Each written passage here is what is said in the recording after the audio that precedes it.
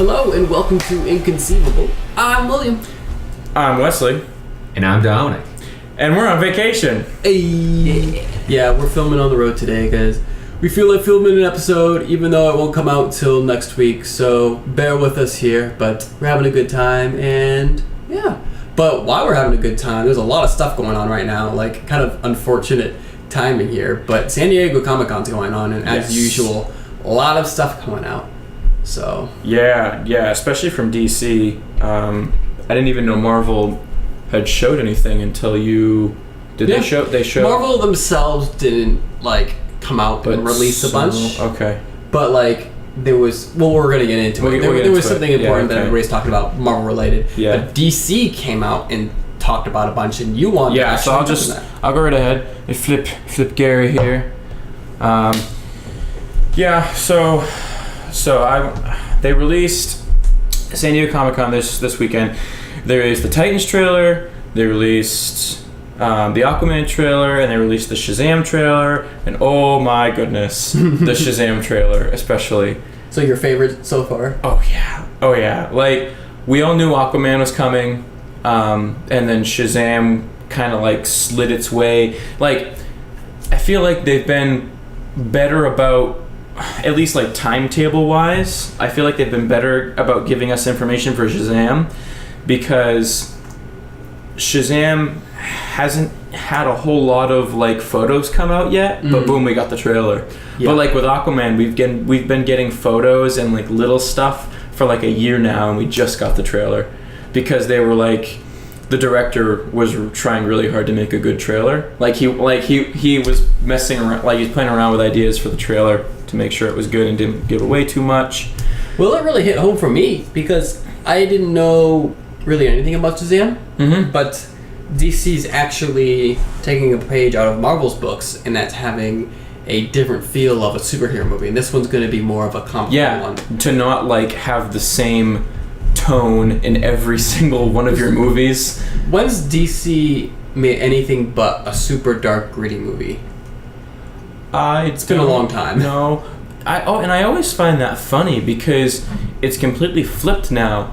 In the comics, traditionally, DC had the more like bright and hopeful characters, and your gritty, like down to earth, really human characters were Marvel characters. And in the movie universe, it's just flipped, and now everybody thinks that's the way it's always been, and it's not. Like when I was growing up, DC wasn't the like gritty, like that's not where you went for like the like they had their stuff, because Watchmen has been around forever, but like, and they've had Deathstroke as well.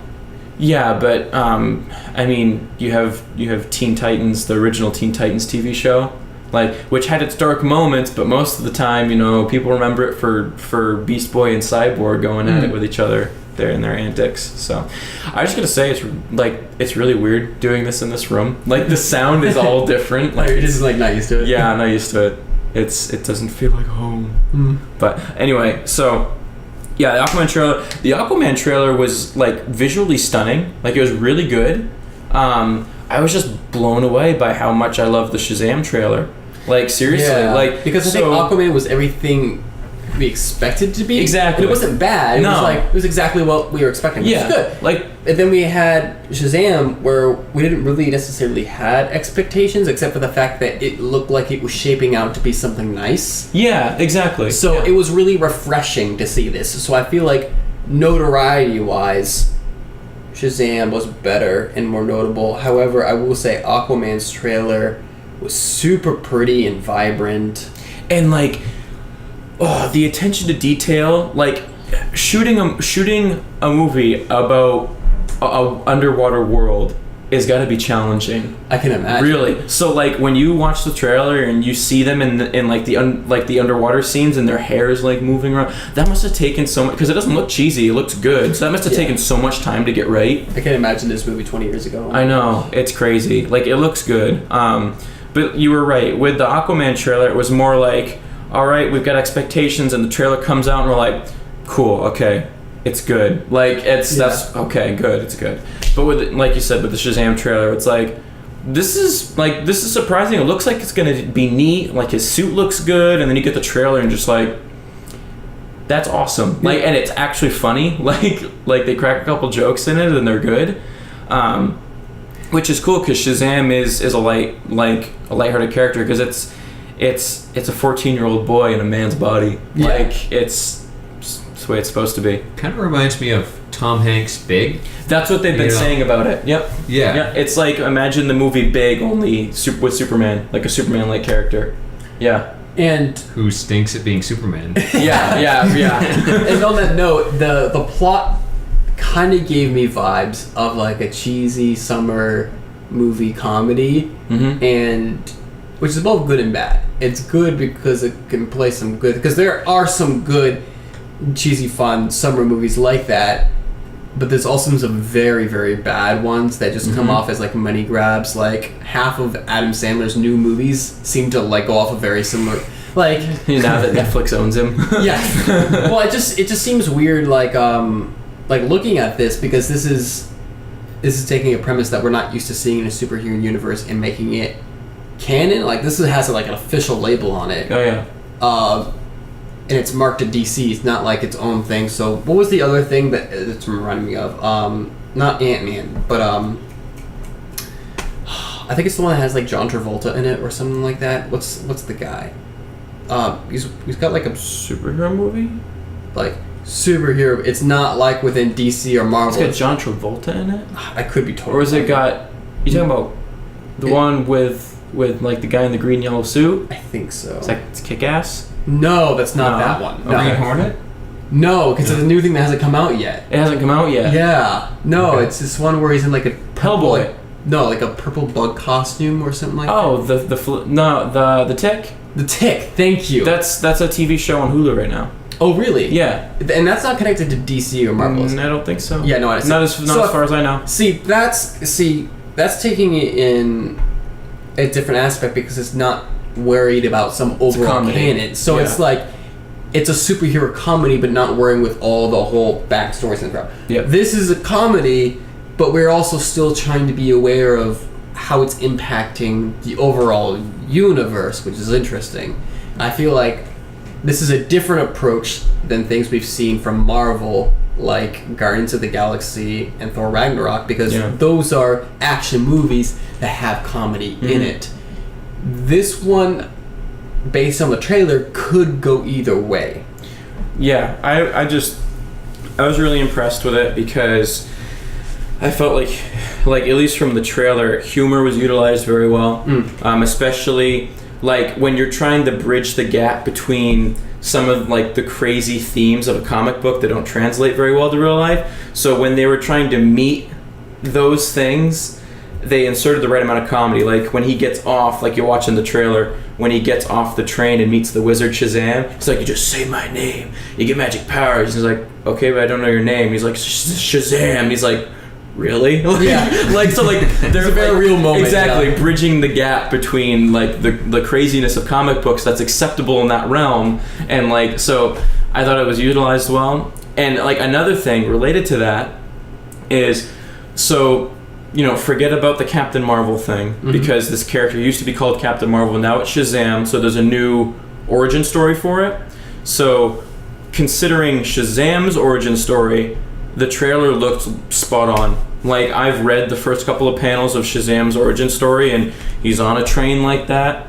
The train goes crazy, it stops in this cave, he walks up, meets the wizard. Like, it was spot on. So that was cool for me too, to see that it was just like, it was spot on. Yeah. Basically, my general consensus is that I like the premise. The only thing that worries me is it reminds me of movies that aren't good, but that doesn't mean that this movie is going to follow that. Yeah. But I'm super, super happy to see DC trying something completely different. And I've said it all along up to this point. Their solo movies for this universe so far have been good. They've failed when they've tried to do the team up movies. Well, I feel Suicide Squad was Justice League, we got Justice League too soon, and Batman v Superman tried to do too much in one movie.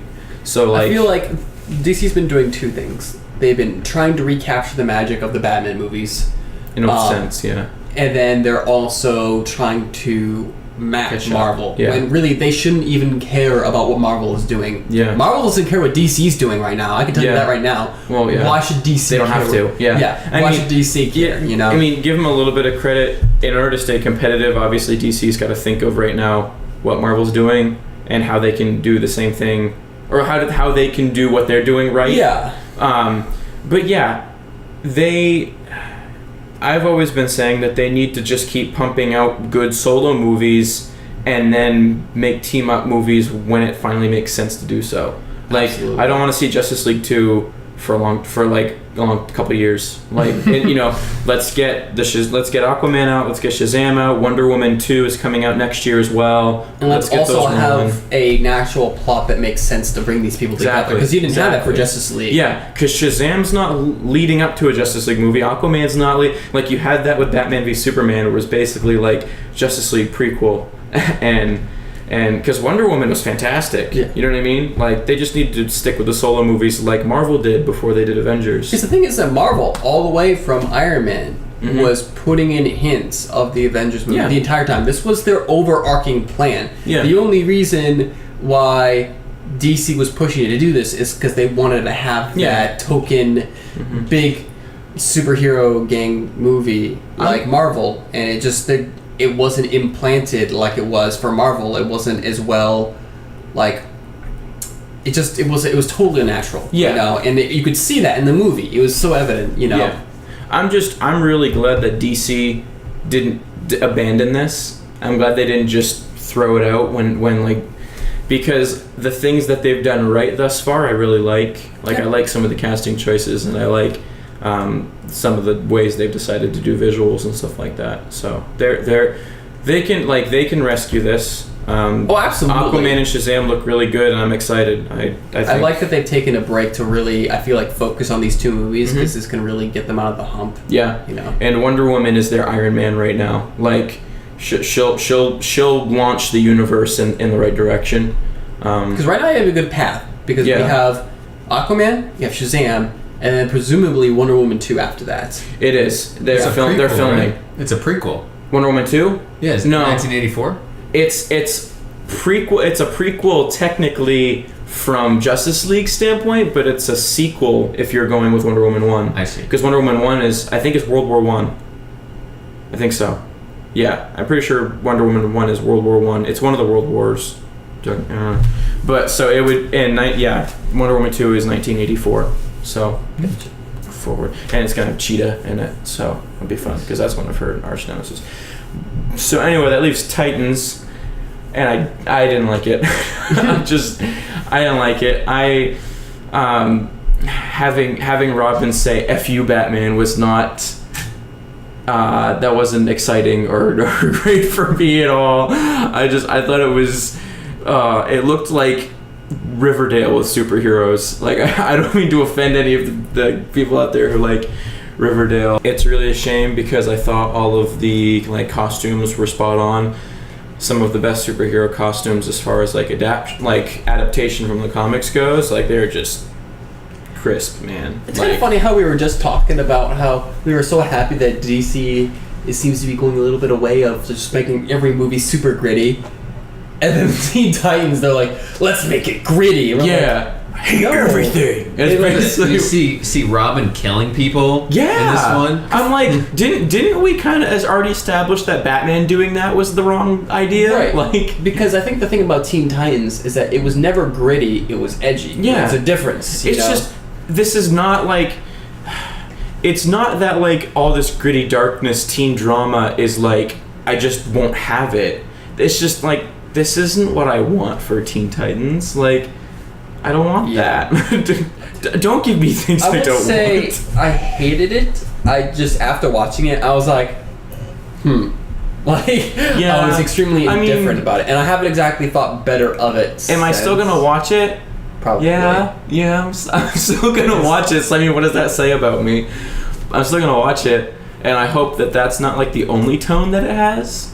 Why do I feel like they're going to freaking...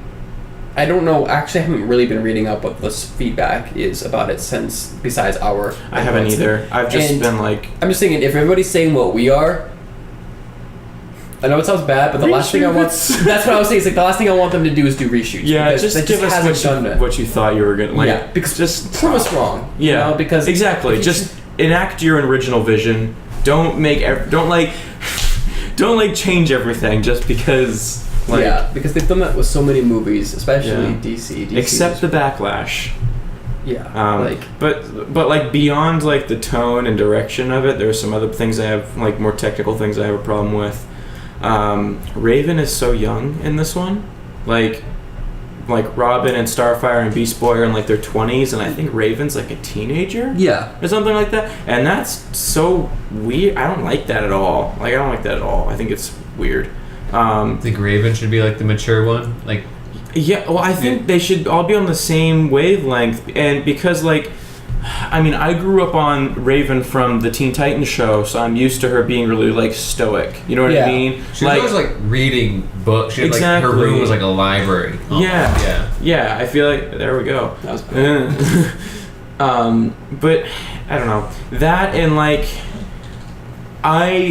this has nothing to do with the actress they cast for Starfire. Because before they showed us what Starfire was going to look like in the TV show, I was like, cool, that's a good casting for Starfire. I like that. But then they're like, oh yeah, by the way, we're not going to give her orange skin or anything like that. We're just going to kind of leave her as is. And like, it doesn't look good at all. Like, she looks like some stripper walking down the road with her brightly colored get up and her colored hair, which is completely opposite of Starfire. It is. Well, I mean, she's kind of skimpy, but not fair. Like that. She's also really aloof. Like exactly, that's what it is. Like that just seems like a design choice and not a character choice. Exactly. You know, this is the other end. I hate it.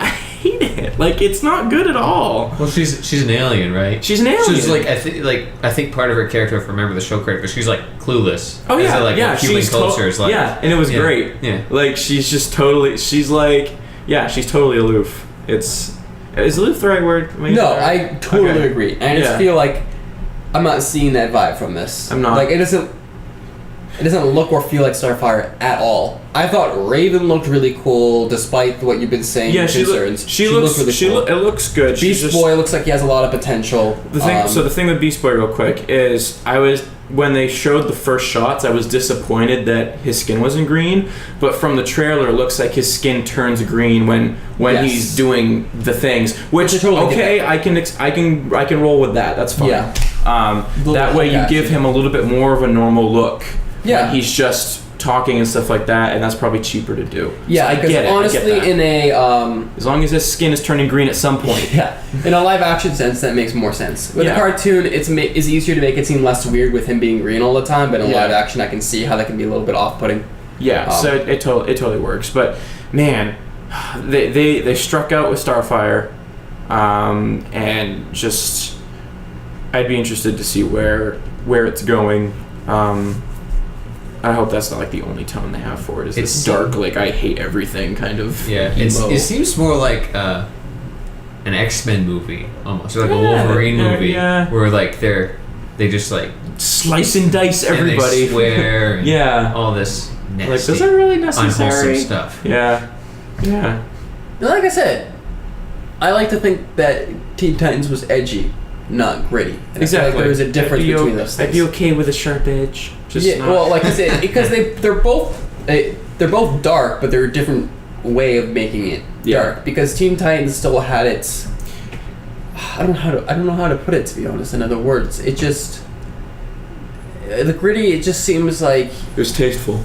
Yeah. And not that gritty doesn't work, because gritty worked amazing things for Batman. Yeah. But I feel like just copying and pasting that onto Teen Titans is wrong, because it's not the same thing. Mm-hmm. You know, Teen Titans has its own vibe that's kind of unique, and I feel like they're kind of just trashing that right now. Yeah, and like I can see why it's just called Titans now and not Teen Titans, because I think Raven's the only teenager. Yeah, I think they're trying to go more the fact that now they're older and more mature, so that's what we're doing with the movies. But at the same time, I feel like it doesn't feel right, and I know we can't be alone on this. Mm-hmm. You know, I've seen the trailer only once, but do we know who the villain is for this Titans movie? It's a TV series. Oh, it's a TV series. Yeah, it's a TV series. DC is launching their own streaming service, and it's going to be on there. Same with Young Justice. The 3rd season of Young Justice is going to be on their streaming service only. So they're like trying to get these things rolling to promote people signing up for that. I'm gonna have to get a subscription. Another question is: so is DC like not on Netflix or they are? They are. Yeah, they are. Okay. Yeah, like because Marvel got a ton of stuff with Netflix going on right now. Yeah. Although Disney wants to launch their own streaming service too, which would be much more appealing to DC because what DC has to offer is pennies compared to what Disney as a whole has to offer. You don't compare Disney to DC. You compare Marvel to DC. No, I'm saying it makes less sense for DC trying to make a streaming service. Would it be a Warner Brothers? No, it's a DC. It's strictly DC. Yeah, that's what I'm saying. It's DC. Like Warner Bros. As a whole, okay, I can see that more. Yeah. But just DC. Well, because they want to start producing like their own things and not have network stipulations. But I just see that going down a really bad rabbit hole of just making bad content just because they want quantity. Content that people won't watch because I don't think it's just quantity because they're making these new shows and they're also putting on their streaming service all of these previous works they've done that aren't available on like Netflix or stuff anyway. Like you have like classic Batman movies, like the animated ones like Mask of the Phantasm, stuff like that are going to be on the streaming service for people to watch. Batman the animated series, Superman the animated series, things that aren't on Netflix anyway. So I don't think them doing their own streaming service is really that bad of an idea, other than the fact that I'd rather not pay more money to watch more stuff. That's true. Other than that, I mean, it's not like, I don't think it's a dumb idea, really. So, I don't know, we'll see. So, that's me. Okay. What do you want to talk about, Tom? First, good old Gary. I'll flip old Gary here. Gary the Time Goblin. Okay. He's on vacation too. So I was looking up things to talk about, and like one of the really interesting stories that I wasn't expecting to find is like the writer for the Batman comic, Tom King, when he was at San Diego Comic-Con, he needed a bodyguard. And the reason he needed a bodyguard is he received like over 50 death threats like over the internet. And like, did he kill a character he wasn't supposed to kill? It's something bad happened, I guess, in one of his comics. Like they did an interview with him and they asked him about it, and he said, I think they all kind of figured out it was about Batman issue number 50, and then in this issue, like, it was like a wedding with Catwoman and Batman, and like this like shocking climax was like leaked 5 days before the comic came out. I don't know if this is a big spoiler or anything, but sorry, spoiler if you're seriously into reading the Batman comics. But in this wedding, Catwoman leaves Batman just standing at the altar, and so like people, that was leaked, and people didn't get the whole story until like when the actual issue came out. Yeah. So people were like upset over this thing that they didn't have context for. Yeah, that they didn't have context for. They just had like this part of the story, and people were really upset that it happened because I guess Batman and Catwoman, they've always had this thing, and they want to actually see that happen where they get together. And people were like, like texting him and stuff. It's like, you're dead and things like that, just sending a death threat. So his con agent suggested he get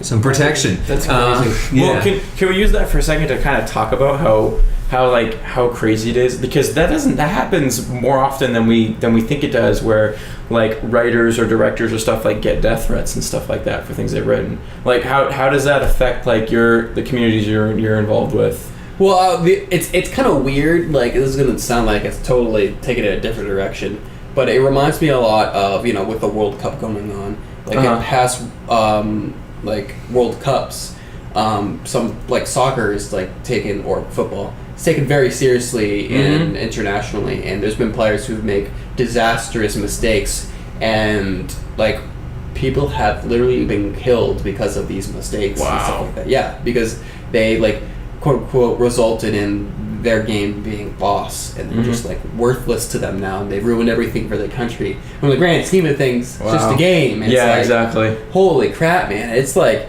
like really scary when you think of it that way, and that's gotta be a really weird thing for that writer. Is like he's just trying to do something fun, you know. I'm sure he's got a lot of investment into this story as well, and he's not purposely trying to disrupt Batman's story and all these things and all. I mean, when you get right down to the nitty gritty, it's art, and he can do what he wants with it. You know what I mean? Yeah. And like, I mean, there are definitely some people out there who probably love these characters more than they love real people. So like, so.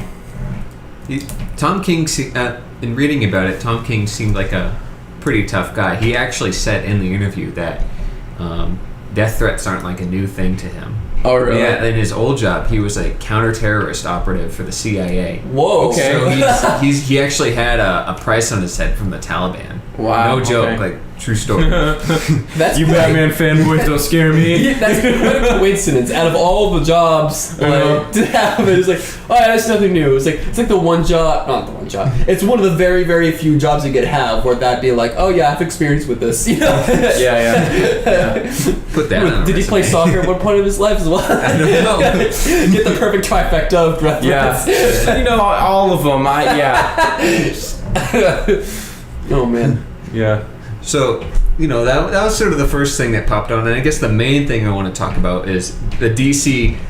DC's like finally giving a name to its movie universe. I know a lot of people have called it the DC Extended Universe. That, you know, that's like a name what people called it, but there was never DC's official name for their movie universe. So, like at this Comic-Con, they announced that the DC movie universe is called Worlds of DC, and I think that's really interesting and like contrasting to like what Marvel has with the Marvel Cinematic Universe. Like Worlds of DC, like the things that makes me think of is like I don't have a very deep understanding of the comics, but my understanding is like DC has like this emphasis on the multiverse. Yep. And like, you know, like Flash running really fast and like resetting everything and changing things, and there's like these alternate realities where like Superman's a like communist or which is really good, by the way. That Superman Red Sun, so good. And like seriously, if you want to dive into comic books for the first time, Superman Red Sun is one of the first ones you should read because it's not that long and it's just a really unique story because it's a one shot. And you're probably going to get into this, but yeah, DC has a really strong like multiverse concept, and it really helps with their brand because they're able to just take these stories and give them to writers and just do a one shot of this. Boom! It doesn't have to go with our current canon. Just make a cool story, you know. Like it can just happen we'll name the universe later. Maybe it's like Earth like 3004 or whatever. They do that. It's cool. I mean, Marvel has a multiverse too, kind of, but they don't like push it and sell it as much as DC does. Yeah. It's really DC's thing. I like it. I think it's cool. Yeah, and I think that's I think with the name Worlds of DC and like you were saying with like that big emphasis on the multiverse, like just like I know that like DC's like IPs are kind of all over the place. You've got like Gotham and like you got like the Christian Bale Batman movies, and then you've got like the Man of Steel, and they could all potentially meet each other. Yeah, how cool would that be if like you get Ben Affleck Batman teaming up with Christian Bale Batman to defeat like interdimensional Darkseid or something. People really because. And the multiverse also kind of solves the problem of, this character died, you know, how are you going to bring him back? That's actually what they've done with Superman lately, is, so the New 52 kind of relaunched the whole brand, and they had this younger Superman with, like, the sleek suit with the red belt buckle instead, and no red underwear thing. It looked more like armor. And people didn't actually really like that Superman. I was one of them, even though that's the Superman. That's the statue. That's the statue Superman we have on our set. I still like it. It's awesome. But the New 52 Superman wasn't as popular with fans. So what they did was they kind of they didn't just kill him off like Jason Todd brutally, but they basically killed him off. And they brought the Superman from the Bronze Age, which was the one that I grew up with. They brought him back, and he's the current Superman again. Like he's left his Earth, and he's come to the main continuity again to be Superman. So it's just cool you can do it with the multiverse. That made me really happy. As a Superman fan. What's some dream things that you guys want to see from this premise of the multiverse? Oh man. Are we gonna get a Watchmen crossover into this Well, the they, DC movies? if they did, they would probably have to reboot Watchmen because they did a Watchmen movie already, which was how long ago? 2009 or 8. It's a while ago. It's really good. That's probably what sold them on Zack Snyder too to start the universe because Zack Snyder directed Watchmen. Zack Snyder's out though. He is out. Yeah. He is out. But I mean, like this because this was back farther. But that's when I was a fan of what Zack Snyder did. I wouldn't use him to helm a universe, but I like his particular style. But anyway, Watchmen's a really good movie. That was probably my favorite superhero movie until some of them, like the Marvel ones, started to get big and stuff. Because that was right around the time Iron Man came out. So would it be better to reboot that, or would it be better to kind of do something in the same universe with some of the characters, or like? Well, I mean, we're talking about getting actors back then that played those characters. If you could. And I don't know if I'd want that because Jeffrey Dean Morgan plays a character in Watchmen, but now he's played in Batman v Superman. Now he's played Bruce Wayne's dad, and people want to see him come in as Batman from the Flashpoint Batman. Gotcha. Because in the Flashpoint paradox, they go to an alternate timeline where Bruce got killed and his dad turned into Batman, his mom turned into Joker. Whoa. Yeah, Whoa. So Jeffrey Dean Morgan would, if that happens, he would already be playing a Batman character. So they couldn't that's why I'm saying they should probably reboot it at this point if they brought Watchmen back in. But you liked the movie, so it's not. Oh yeah, I loved the movie. Yeah, I mean it's got some stumble in it, but I liked it. Yeah. So yeah, what would if they were to like string some of these different universes, because like they've got the TV universe and they got the movie universe, right. And if they did that even, I just want to see Christian Bale again. Yeah, I really do. I do remember seeing some articles floating around the internet where some people are claiming, like some people involved with the writing of the movie said that they wish they could have gotten Christian Bale back to do Batman for Batman v Superman.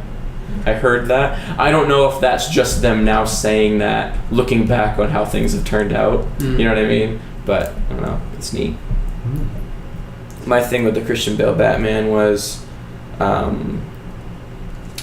liked him as Bruce Wayne, but I'm not sure so much about Batman. Was it the voice? No, the voice didn't really bother me. I'm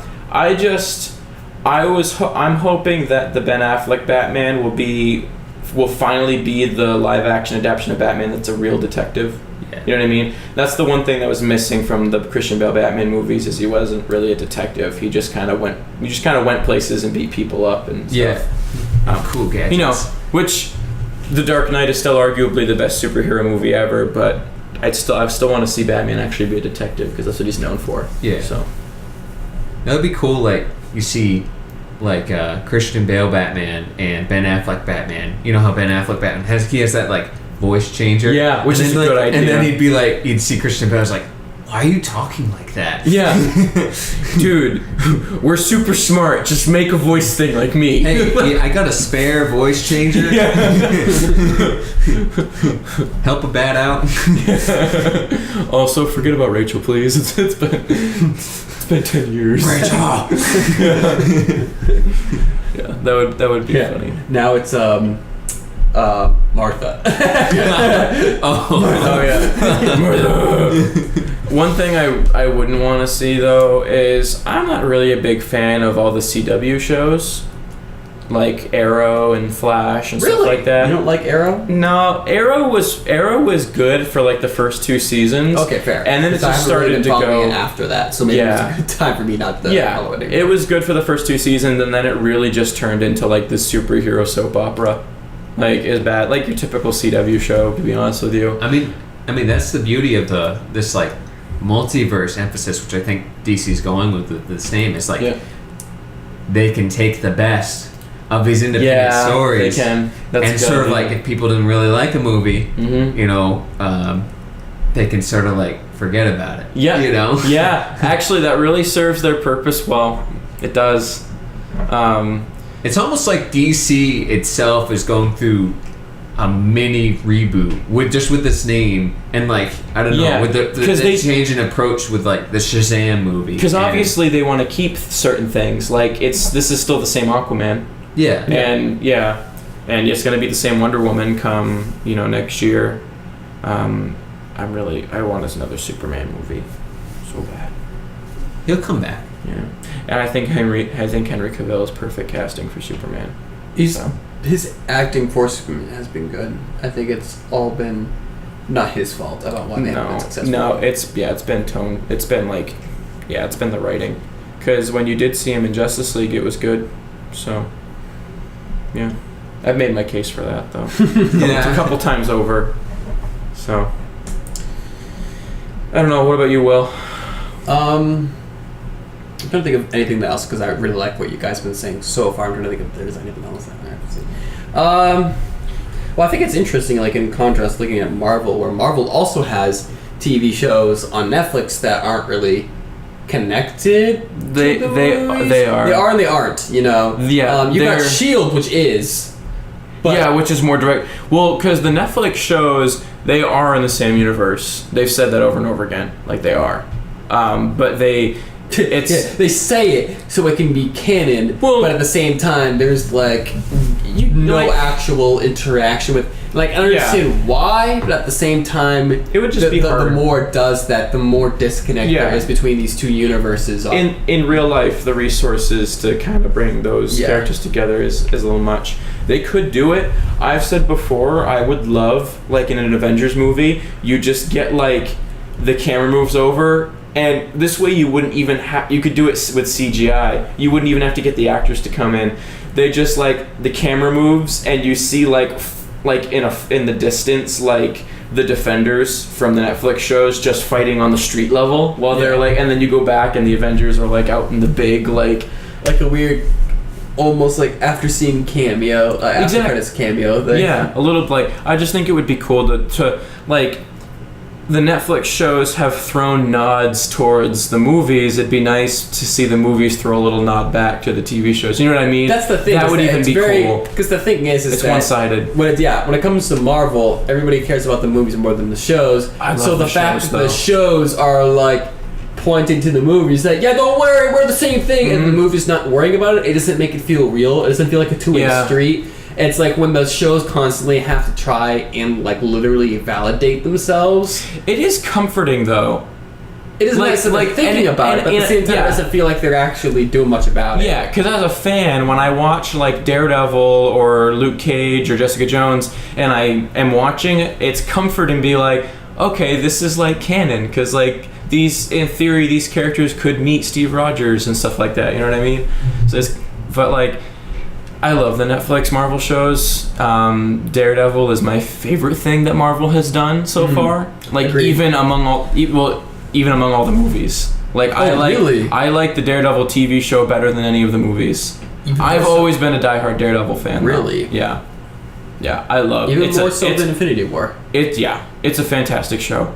Well, I think that's hard. I think I would say I love Infinity War and Daredevil for different reasons. But overall, I really love Daredevil. So it's a good TV show, really good. So with this like DC, multiverse thing, there's one more thing. I guess, I've sort of said what I wanted to say about the DC multiverse. There's like a little bit of time left on my turn, I guess. So for talking, so. You got all the time in the world. All the time. There's like one other thing. This E3. It's Comic-Con that I wanted to talk about is they teased the new Godzilla movie. Yeah. And like I like learning about the Godzilla movies, but I'm like the biggest Godzilla like hypocrite fan, I guess. Like, cause like it's fun. I know all about like a lot about the movies, but I haven't like watched any of them except for like that American one in 2014. I like that one. So I guess a little bit of history with the Godzilla movies for the listeners is like you get like basically there's Godzilla movies come in like two different flavors, I guess. You get the original Godzilla movies, which are made in Toho, Japan, and those are like what like Godzilla fan purists would call. Like those are real Godzilla movies, like with the rubber suit and fight. You know, these big monsters are fighting. And then you get these American movies. So like you get like the Godzilla from back in the 2000s, 1998, I think. Like I get, you know, that one was like where it just looked like a big Tyrannosaurus Rex, I think, or something like that. And more recently with 2014 with the which was actually pretty good with the Godzilla. And to clarify, this Godzilla 2 is a sequel to the 2014 Godzilla.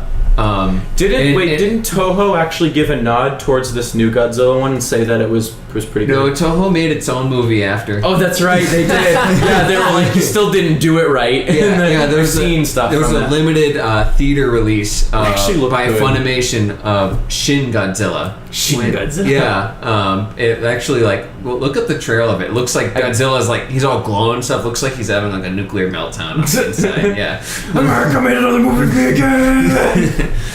So this new Godzilla movie, you know, I guess they hinted at like more monsters than because they thought like Mothra and stuff. Yeah, that's pretty cool. And what I guess, and it's that they're gonna do a battle between him and Godzilla from Skull Island. There's like gonna be the same universe. 4 people. Yeah, and like even more like cool is like I see Godzilla from Skull Island.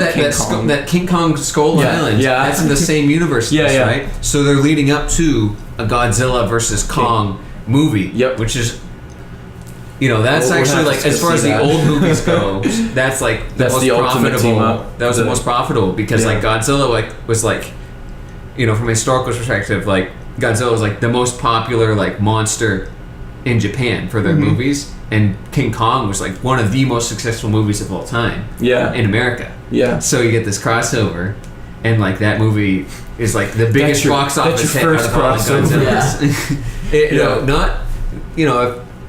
There have been others. Trust me, the Frankenstein versus the Wolfman. But that's like wicked old movies. Yeah. But yeah, this is just like really cool. And if you want some like homework, I guess like there's some really interesting stuff. If you just like Google Godzilla timeline, because speaking of multiverses, man, that's a heck of a multiverse right there. Yeah. Like it's crazy. So you probably could have spent 20 minutes talking about Godzilla. Yeah, I've had some pretty fun conversations with Dominic about Godzilla. We even like planned to do a Godzilla marathon one time. We still yet to do that. We gotta start with Godzilla. If you guys do that, you guys do that, then you should come back and talk about it after. Yeah, we should. Well, actually, we should just have like a Geek Kind like viewing party. Not maybe we don't. No, maybe we share it, or maybe we don't. But it would be fun to do. You could start with Godzilla 1954, and that's where all the multiverses branch off of. Oh, okay. Yeah, it's from that movie. Cool. Yeah. Cool. So, all right. What were you thinking? What were you gonna talk about? So, what I want to talk about reach over here, is we finally got some more information about Into the Spiderverse. Into the Spiderverse, which is a animated Spider-Man movie that's going to be the first. I could be wrong. I feel like it's the first Marvel branded movie to incorporate a lot of Spider-Man's other identities, because the Spider-Verse is introducing a lot of how Spider-Man is more than just Spider-Man. It's this collective group of people across different dimensions, or is it universes? I think it's universes. That's hence the Spider-Verse. Yeah. Yeah. So in this, Peter Parker is in it, but he's 40 years old, and you know he's not doing a lot of as much of the Spider-Man stuff, and he's like kind of bringing up these other guys, you know, well, not really, like, he's not taking them under the wing and teaching them. It's kind of more just observing and giving tips when he feels like it, you know. But this one, the main character in this is Miles Morales, which is really exciting to see. Yeah. Can I just say real quick? This movie looks beautiful. Like, seriously, it looks like you've jumped right into a comic book. And it's funny you said that, because in the panel that they had for it at San Diego Comic-Con, it's literally how they're saying it. Really? They wanted to do something unique that made it feel like you were jumping into a three-dimensional comic book. It's exactly what it looks like. So very cool. That's what they were shooting for. They nailed it. Yeah. So in this, we have Miles Morales is the lead character. We have Spider-Gwen, which I know a ton of people are super excited to see, like an actual like canon Spider-Gwen on film. It's got a huge fandom behind it, even though she hasn't had like a film appearance, so that's really cool. And just for clarity, her name is actually Spider-Woman, but the comic line is called Spider-Gwen. Gotcha. Just to like that, they do that to like to sell it. Yeah. And then you have there's someone else in it as well. I'm blanking on the name. They have other spider people in there. There's lots of spider people. Yeah, no, but I've seen the trailers. I think they say something like there's a person in every universe that has those powers. Yeah. So like Morales is in one universe. You got Peter Parker is in like the mainline one, and you're like Spider-Gwen, and there's like the 2088 Spider-Man that actually Nicolas Cage does the voice for. That's the other one that was yeah. So they've got a lot of talented voice actors. That have put in work for this movie. So this is definitely going to be a different kind of Marvel movie, but very exciting to see. Yeah. You know. And sorry, what were you saying? I'm sorry. Yeah. So is this? I haven't seen the trailer for this. Is this an animated movie? Or it is. Yeah, it's like a 3D animation. Oh, actually, it wasn't 2088 Spider-Man. That was Spider-Man Noir, the black one. Okay. Gotcha. There's Spider-Man 2099. That's another one too. It's like all red and blue. Gotcha. So like, but yeah, it's animated. Cool. Yeah. It's like. Have you not seen the trailer? I have not. Really? Wow. Okay. It's great. Like. Because the trailer's been out for a while. Yeah. Did they show a new trailer? They showed some more pictures. They did show a new one because there are two trailers. There's like the initial one, and then there's the new one that showed like Peter Parker and Spider-Gwen and stuff. Yeah. Who does the voice for Peter Parker? Look at that up real quick. Because it's someone that we knew. It's the guy who was in what's that one? It's Jess. No. New Girl. It's one of the guys who's in New Girl. Jake Johnson? Yeah. Oh, yeah. Okay. So anybody who watches that show, it's a familiar face, but you'll be hearing his voice, so. Yeah, okay. I was like, I know that guy, kind of. Into the Spiderverse. I'm really excited because it's definitely going to be doing a lot of things that the Spider-Man fans have been asking for a long time. It looks like it's got a lot of heart and thought put into it. And it looks like it's going to be a lot of fun. And that's always great to see, you know. We're just talking about gritty films and all that. I feel... Yeah, that's not a painting. That's actually the animation for the movie. Yeah. Isn't that cool? Yeah. Yeah, so like imagine that emotion. And then it's What also... is Spider-Man? It looks like he's also wearing lower... sweatpants. It's lower frame rate in the way... Not in like a bad way. It's like, think of like claymation kind of stuff. Like a stop motion almost? Yeah. Yeah. So it feels like it's not trying to be ultra realistic. It's trying to be that animated where you are like in a comic kind of. Exactly. Yeah. Like exactly what they said. It's like jumping into a 3D comic. When you watch the trailer, you really makes sense. You're like, oh wow, it does. That's what that would look like. So, what are things that you want to see from this, and what are some things that you're looking to see this film avoid? Because there's a lot of content out there for these characters, so they can pull from a lot of things. I guess I'm looking. I don't want it to try to attempt to do anything too huge. You know what I mean? Just kind of like stay true to what the project is. We have a lot of. They're introducing so many new characters at once. Exactly. Yeah. We don't. Yeah. And when you like only a few movies have done that well. You know what I mean? So. I'm hoping to see, although I am kind of hoping to see some of the like lesser known Spider-Man characters.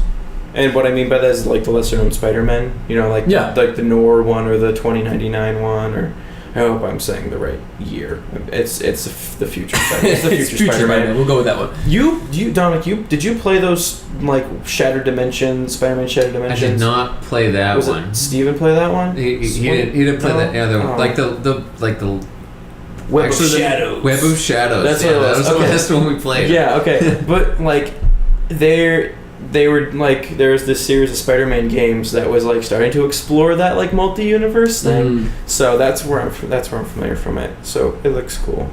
Yeah. And this is just more stuff that we're seeing from the agreement No, wait, because...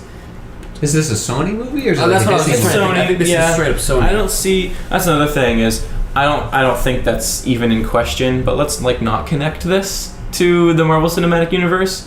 Like, how would that even work? Yeah, that'd be weird. Like, I think that they're doing that on purpose. Yeah, they want it to be kind of more disconnected, and this is Sony's way of getting into something a little bit deeper with what they have. This could be their thing that they do. You know what I mean? Because there could be different They could do a Spider-Gwen movie after this that was in the same kind of art style. Yeah, you know, that'd be cool to see. And does Sony own the rights to just all things Spider-Man? Okay, so they do have the rights to do those characters. Yeah. So, because the Spider-Man universe is much like the Batman universe and how like big it is. Because then I was just thinking, like, in the future, if they decide to do standalone movies, are they all going to follow this animated process, or are they going to attempt to do live action stuff, or what's that going to be? I was just trying to think, like, so basically, what do you think is going to happen if this movie succeeds, and what do you think is going to happen if this movie fails? If this movie succeeds, I think the first thing you'll see is a Spider-Gwen movie. I really do, because she's so big. She's got a huge following, so it makes a lot of sense. So, my brother loves Spider-Gwen. Yeah, I think that's the first thing you'll see like an immediate Spider-Gwen movie announcement. If it bombs, which I doubt it, like I don't like. Come on, it seems like a really good movie. I know, like I think you'll at least see like a solid 80 on Rotten Tomatoes from it. If it bombs, though, I don't know, it just gets forgotten. You know what I mean? Like I don't. It's completely unique. It's on its own. It's not like it's building off of anything else. No hype. Yeah. Other than self-generated. I will say that I am kind of bummed. It seems like the replacement's good, but originally for Miles Morales, when this was announced, we had Donald Glover cast for the voice, and I can't remember why he dropped it, but he dropped it, and I thought it was kind of disappointing. Yeah, but his voice may have sounded a little too old now for what they're going for. I can't remember, but I think it was his choice. I don't think it was their choice. Which makes sense. He's done the voice for Miles Morales in the past. Yeah. In other animated things. Those were a couple of years ago now. But he did have a cameo in Spider-Man Homecoming, and he played Miles Morales' uncle. True. Yeah. True. I almost forgot that he was in actual Spider-Man in the movie. Yeah. Yeah. He plays Miles Morales' uncle, which is Prowler. Just like I don't know if he's a bad guy or if he's like an hero vigilante type guy. I don't know, but it's interesting. Crap, I was going somewhere with this. Get on the train because we're going somewhere. I was just thinking about like Spider-Man's in a really cool place right now. Like, when are we expecting the next Spider-Man movie? Oh yeah, so Tom Holland is like the king of not being able to keep his mouth shut, and I love it. Like, everybody loves it. So I think he like leaked the name of the next Spider-Man movie, and it's like, let me pull it up real quick, because he did, like, I don't know if they were taking advantage of the fact that he has a big mouth and it was like fake you out, but Spider-Man Homecoming sequel, Spider-Man Far From Home. Far From Home. Yeah, Spider-Man. The film is scheduled to hit theaters July 5th, 2019. Tom Holland seems to reveal the title in an Instagram post, Spider-Man Far From Home. So yeah, there you go. So that next year. So we got that coming next year. We have the Spider-Man video game coming in September. Soon. I think it's September. Yeah. And when is this supposed to come out again? The Spider-Verse? Look that. I don't know. I'm sorry. Okay. I'm sorry that I'm making you look up like a bunch of stuff. Okay, I can do that now because 2018. The date, please. Google. I think it's next year. I'm pretty sure it's next year. December 14th, 2018. Oh, so almost next year. Yeah, so we're gonna have we'll be watching that on Aquaman this Christmas season. We'll have a nice stream of Spider-Man content, and hopefully that. And Venom in November. That's right, in Venom. Venom in November. Dang. I think it's November. So all of a sudden, this Spider-Man universe as a whole is being. And the Venom movie looks awesome. Is the Venom movie... Okay, so I've heard conflicting things. Is it part of the MCU or no, it's not? It's not. It's not. Disney has recently come out very strong like very strongly in saying it's not connected. Tom Holland will not actually be making a guest appearance, which really makes my heart sad. Well, because this is Sony's idea. Yes, but as far as I know, it is still in Sony's heart to make it so that this could possibly tie in. Right. So they could so here's the scenario, right? If Venom ends up being amazing, then they could be like, please. Then Disney's like, should we utilize? Because then all of a sudden the dollar signs start going up. Should we find a way to utilize this so we can cash in on some of this movie goodness as they're thinking towards a sequel? And they're like, well, where would Venom go with the sequel? Obviously incorporating Spider-Man, you know? Yeah, because at this point it's the only thing missing from this Venom movie. Fans are like raising their hands to the heavens right now because there's like everything is happening right for the Venom movie except for the fact that they can have Spider-Man. Like, what if Spider-Man 3 is also Venom 2? Like, that'd be kind of cool. Yeah, that would be cool.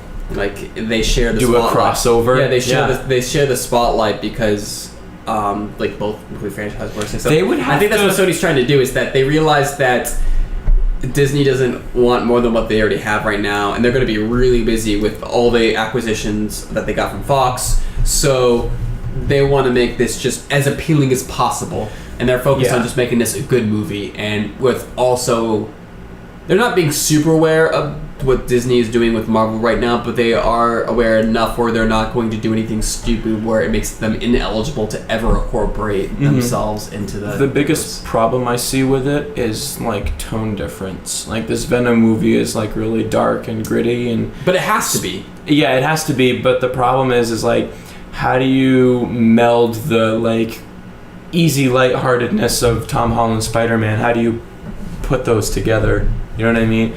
Without like cheapening either, like putting Tom Holland's Spider-Man in a situation that just doesn't fit. Well, they've done good things. Oh no, what are you doing to our poor Spider-Man? You know what I mean? Like Marvel's already done a lot of that with Avengers, mixing a lot of tones. But it's a different, like the Avengers. No, I realize that it's a different kind of like. And I realize that. I'm just saying this isn't their first rodeo when it comes to mixing tones. Yeah. And melding that, and so far they've been pretty good about that. Yeah. But you know, every situation is different, so just because they're good in one instance, I mean they're going to be good in this instance. Yeah. But yeah.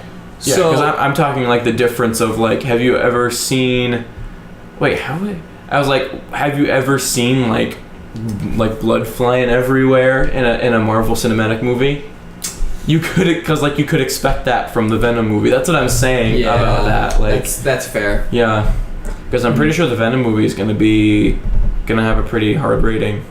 I don't know if it's gonna be R, but I know it's definitely gonna be like harder side of PG-13 at least. So makes sense. But I remember in the Ultimate Spider-Man video game, which is another Spider-Man video game we played. Like, I love that. When you play as Venom, he would like, eat people. Yeah. I actually wasn't. I wanted to play it so bad. I wasn't allowed to play it when I was younger because my parents didn't think it was good that you could play as the bad guy. But I've played it since. It's good. But yeah, so we have a lot to look forward to in the Spider-Man universe in general. Like more than ever, more than what we know to do with, to be honest. Like we're gonna have essentially 4 huge Spider-Man additions in media in the next 12 months. Yeah. Like, I mean, I don't have any like spare space to put on my feelings about Spider-Man. Yeah. like we get to Spider-Man season at the end of this year, and it's just like, where do I put everything? I'm like you've got so many different, because like Venom's not connected to Into the Spiderverse, and Into the Spiderverse isn't connected to Tom Holland's Spider-Man, so you're just like, and I'm not sure if this is at all connects. If the Spider-Verse is connected to Venom, like it's so like such a weird 180 going from like Venom, like a super graphic live action movie to a lighthearted animated movie. I mean, to be honest, it's not like a kid's movie. It's just animated because it's going for that comic book feel. So who knows? This may be more adult and mature than we think. It still looks like it's kind of more like a Disney, not in a bad way, but it still looks like it's more family friendly, like a family friendly, definitely, like an Incredibles way. Exactly, yeah. So faux show. Yeah, it's really good. I guess good news for Sony. They're really pushing hard to like hang on, because as crazy as it seems, like Sony now owns the biggest portion of Marvel outside of Marvel, and I think they own the only remaining Marvel that's not owned by Disney. Yeah. I think everybody else is out of the game now. Yeah. I did upload something to Geek Kind on Facebook about, like, even after we talked about it for the second time on the show, things still weren't set in stone for the 20th Century Fox. I'm not too worried about it. But now it is settled. Yeah. As far as I know. There's a little bit more money had to be thrown out there. It's like, shh. Yeah, exactly. It's Stop talking now. Like, yeah, just shut up. Here's some money. Yeah, Dominic, that's all he wanted. He just wanted some money out of it. So he made a big fuss about it so we can get some money out of it because he's a big shareholder or whatever. Yeah, Dominic, you're a big Spider-Man fan. How do you feel? Spider-Man's my favorite character. Yeah. I love Tom Holland. Yeah. I think he was a great choice. Yeah. I don't know about to be honest. I have mixed feelings from the trailer of the Venom movie. Yeah. I don't know. It just seems weird to me how, like, I know it's the suit, and how like he gets like it's like shooting out of his chest or whatever, shooting out of his back. I don't know. That just seems like to me like Venom's like an evil copy of Spider-Man, and he like behaves that way where he's like even stronger than Spider-Man, and he uses like the symbiote to like make fake web and stuff. Like that's the way I see his powers working. That's actually pretty comic book accurate. Yeah, the symbiote acting out like that. Oh yeah. I will say that I agree with you in some parts and disagree with you in some parts. Yes, I agree that it is kind of like that classic cop out of here's Spider-Man and here's Nega Spider-Man. Like, I get that, but at the same time, the way that these two people get their powers are very different. Yeah. And I think that the Venom movie is really going to emphasize on the fact that this is something this is not by choice. This is something this is destiny being taken by force. Yeah. And one of the things that Venom fans are praising about it is they finally got it right that the symbiote has its own personality apart from Eddie Brock. Right. Which is something they were like, yeah, because like you hear the symbiote talk to him sometimes, which is like a real thing. Because the thing is that the symbiote, like in the comics, they've taken control over taken over other characters too, not just Eddie Brock. Oh yeah. So actually, Tom Hardy, who plays Eddie Brock in this movie, he does the symbiote voice too. Oh. At this point that Tom Hardy's good with voices. I mean, like Bane and stuff. True. So like he does. What if the voice is Bane's voice? It's not. Cause have you seen the trailer for that? Like when it engulfs him, and it's like we are Venom. Like it's cool. It's cool. It's good stuff. Now is not the time for fear. Now is the time to kill Spider-Man. But any last thoughts for you on the Spider-Verse movie specifically? So I don't have much to go off. We're gonna watch the trailer. I was like, that's why you haven't put much input on it. Yeah. Yeah, I mean, from the screenshot, I saw Spider-Gwen, and I saw like this. This looks like a Spider-Kid or whatever, and like he doesn't have in that screenshot I showed you. He doesn't have the Miles Morales black suit yet. Okay, he's just got and then you got this Spider-Man like sweatpants, but like over his that's Peter Parker. He's got sweatpants on. Yeah. Okay, so like that looks interesting. I can't say much because I haven't seen the trailer. Yeah. So that's fair. But what do you want to? I guess what I should say is that what do you want to see from this movie? What do I want to see? I want to see some. The multiverse isn't something that I've explored. I grew up with like the TV show. Well, there's probably been a bunch of TV shows, but Spider-Man animated series. Spider-Man's had the original animated series. Spider-Man's had a lot of TV shows. I think there was one from like 90s. Yeah, that one. Like that one. That's one I grew up with. So this is Spider-Man I know really well.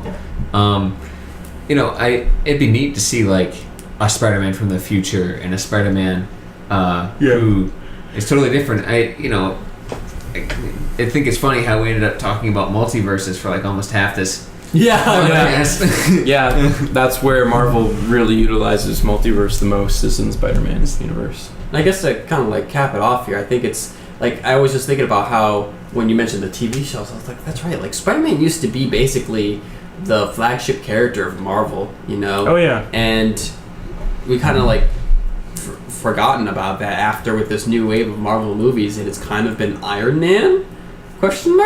Yeah. Only because he's the one that Started this. started this whole rodeo of new movies and stuff like that. And meanwhile, Spider-Man at that time, was the Amazing Spider movies happening at that time, or was that a little bit after? That was the early 2000s. The Amazing Spider-Man? That was like 2012, 2014. Yeah, because the original series, the original trilogy was done. Then Iron Man came in and like, oh, I guess we should bring Spider-Man back because freaking Marvel movies are doing crazy right now. And they was like, good, not great. Yeah. And then they're like, before they can even finish that trilogy, they changed paths. And I feel like Spider-Man's been struggling to find because I feel like late 90s and then like going into the 2000s with like the first Spider-Man movies was like Spider-Man prime time, you know, when like Spider-Man was really hitting its stride. You know, you had its first movies, and like you say as much as you want about how good of a character is in his comics and his TV shows, but like you have to really make it on film to get that full dominance of how amazing a certain character is, pun intended. And just how like how well crafted, like this, like the whole thing, like to earn the respect of everyone from all the fields. Like you can have a comic book character who is like people love, like Spider-Gwen's a great example. Like people love Spider-Gwen, but like we don't have that film representation, so a lot of people don't even know who Spider-Gwen is. Exactly. You know, so you have a lot of hardcore fans, but a lot of people who don't even know who she is. So this can bring her that platform to like the rest of the people. And so the fact that like Spider-Man is like basically reclaiming it on so many different forms of media again to reclaim the helm of like Marvel's flagship character is really cool. Which would also, it's kind of ironic that that's the one character basically that they don't have, that Marvel doesn't have. Yeah. And so it's cool that they've been working with Marvel to incorporate in Marvel movies, but obviously Sony is now using that experience of working with Marvel. It's like, okay, this is how we make a proper Spider-Man movie. Yeah. And now they're kind of running with it, you know, like, okay, we're gonna do all these things down. Disney's like, whoa, hold on, whoa, because we got a lot going on, as we just explained. Yeah. Two new movies, we got a video game, and I'm sure we'll see more and more stuff. I'm sure we'll see some sort of, it'd be really cool, like with this new Spider-Verse movie, to take one of those characters and give them like a TV show, you know? Definitely, yeah. Or heck, it being animated, great opportunity to make an animated TV show, because that's something that you could replicate. Yeah, maybe you do take like, definitely. You do, I'm trying to think of something that's similar that's done this before. How to Train Your Dragon. There you go. Yeah, that's a good one. How to Train Your Dragon. Yeah. Awesome. Cool. That's all I have to say about that. Lots of exciting things from San Diego Comic-Con. We covered most of the things that we were interested in, but feel free to tell us about other stuff that was announced at San Diego Comic-Con that you'd like to talk about. I'm sure we'll bring Godzilla back into the mix at some point in the future. Yes. Once we get everybody up to speed and maybe a little bit more information comes out. Maybe we get was there an actual trailer for the new Godzilla movie? I think so. It was teased as the I think I saw maybe a trailer. I didn't watch it, but I was scrolling through Facebook. If anything, there was probably a teaser. So maybe there was actually a trailer out and we have some actual meat to talk about. We'll bring Dominic back for Godzilla. Gojira. Dominic returns. Alright. And with that, thanks for listening and watching. Stay kind, geeks. I don't know why I ended with a drum fill.